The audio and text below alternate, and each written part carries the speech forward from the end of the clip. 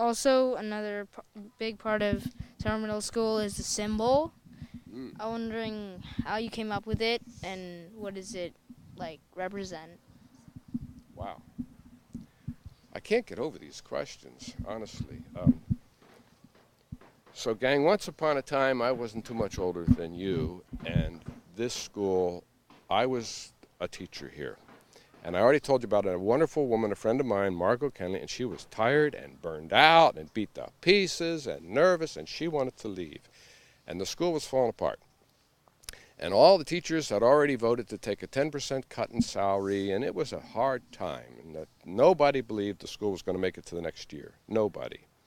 I mentioned about a first trip, by the way. There were 48 kids in the school. Do you know when I said to the first St. Middle School group, let's go on a bike ride to the Four Corners? 10 of the 48 kids wouldn't go. They refused to go. And so, talk about because of them, us, 38 kids went. Five out of 38, only five, could make the first 50-mile ride that the school ever tried. One of them was Marco's older brother. And because of those five kids trying, here you guys are, whatever, 35 years later, doing it. It's because of them, us. Well, back to the symbol. So the faculty voted, and the board of directors voted, and they asked me to become the head of the school. And I was very touched. I said no. They said, why? And I said, I would have dreamed of a job like that when I was a younger man, but I'm now married. I'm about to have a baby. I like teaching at the school. I like the faculty. I'm pretty happy, just doing what I am, actually. And I can see this job would be tough. And they said, okay, we'll hire you two assistants. One you guys don't know, her name was Georgia, and the other was Whitney. And they said, well, between these two people, you'll have help and you can teach and do things. So I said, okay. And then all the parents said, please come to a meeting. And, because you're the new head and parents want to meet you, blah, blah, blah. So I said, so the day before that meeting, the head of the board of directors of the school called me and said, oh, we're glad you're coming, and all the parents are going to be there, and this is very important because the school's in trouble, and it's probably going to close next year, and, there's been problems, and Margot's tired, and so much depends on this meeting. I mean, the future of the school could depend on this meeting. And I was sick, and I said, what do you want me to talk about? And she said, talk about your vision for the school. And that's hard.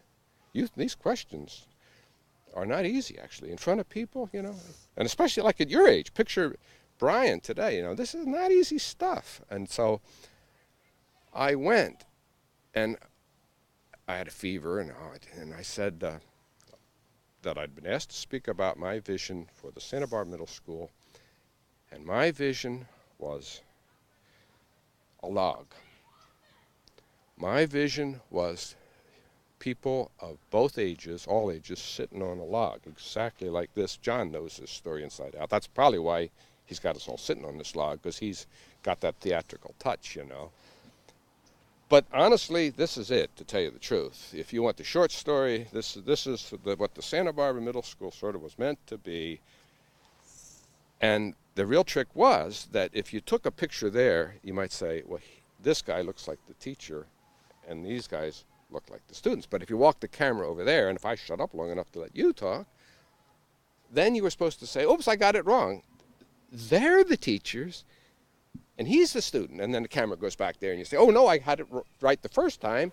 He's the teacher, and this was supposed to keep going, you see? Like, who really is the teacher, Who really is the student? They're all teachers. They're all students. They're all sitting on a log.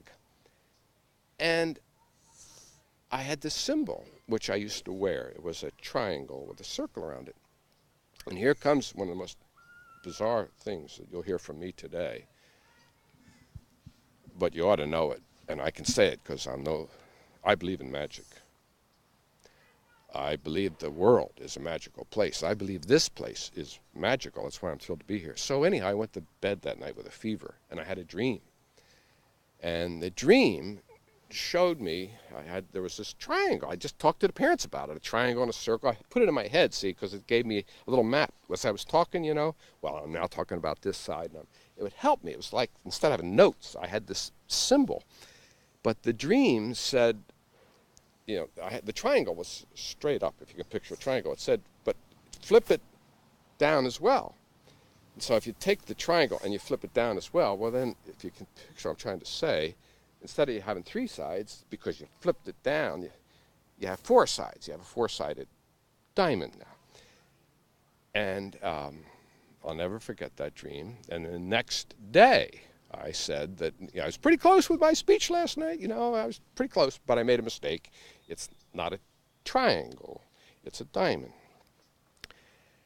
And I could go on, but that's probably plenty about that, I think. Yeah.